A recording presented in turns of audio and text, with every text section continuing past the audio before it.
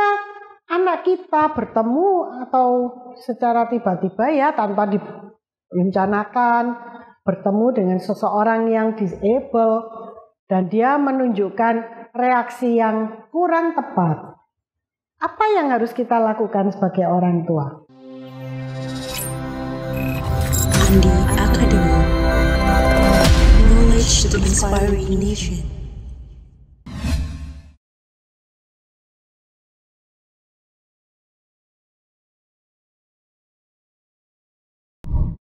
Wajar bila seseorang anak melihat orang lain yang dirasa kurang atau tidak sama dengan dirinya.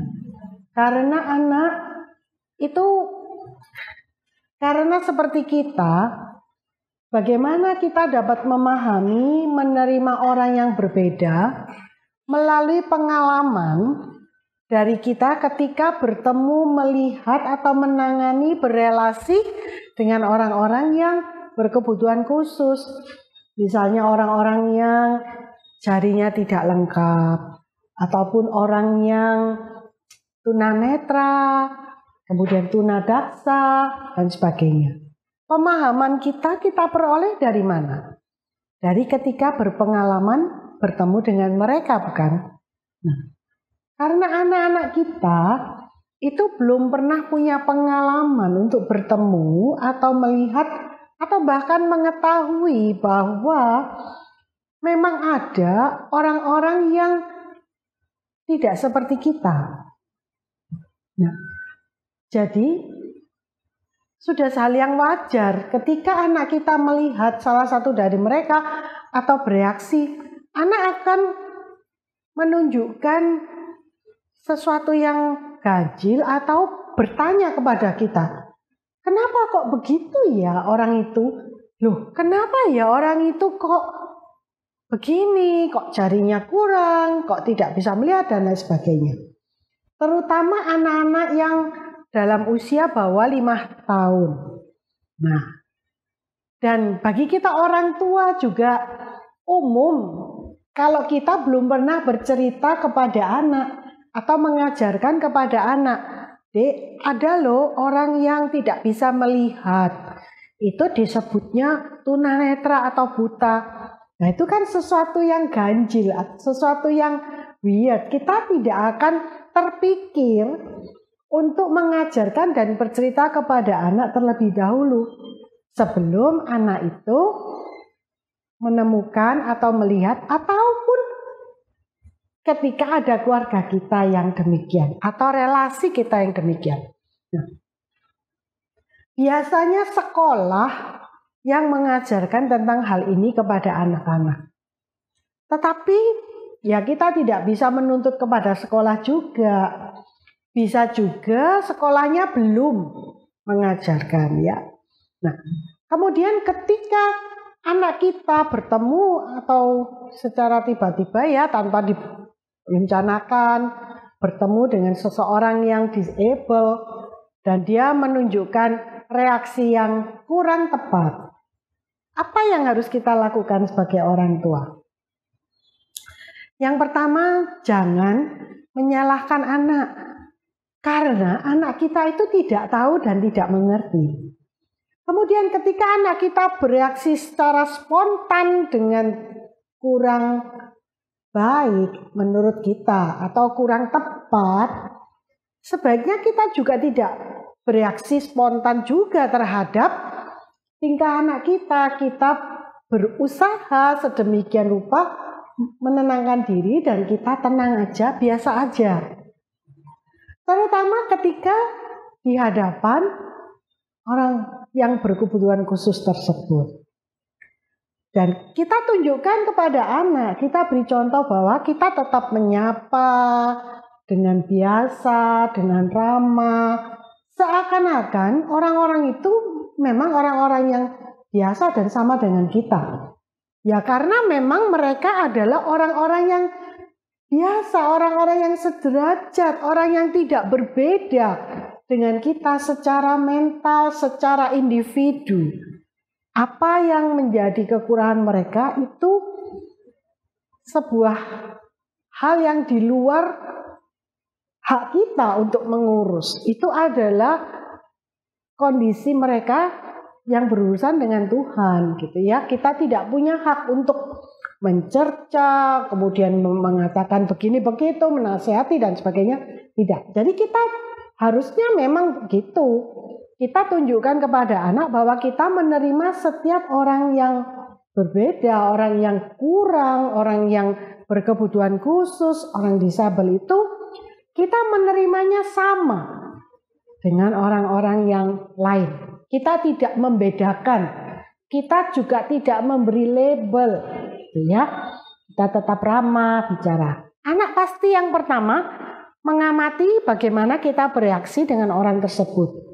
Dari situlah anak itu belajar bagaimana seharusnya kita berinteraksi dengan orang siapa saja, bagaimana saja, gimana saja. Nah, yang kedua, ketika kita sendiri dengan anak setelah selesai peristiwa itu, ataupun ketika kita membaca buku atau melihat televisi dan ada anak yang berkebutuhan khusus dan anak kita menanyakan, nah itu jadi lebih baik. Jadi seakan-akan kita sudah menyiapkan anak dulu ya sebelum bertemu. Nah, kembali ke tadi, setelah kita bertemu dan setelah anak kita mungkin bereaksi kurang tepat, kita tenang aja seperti tidak ada kejadian apa-apa.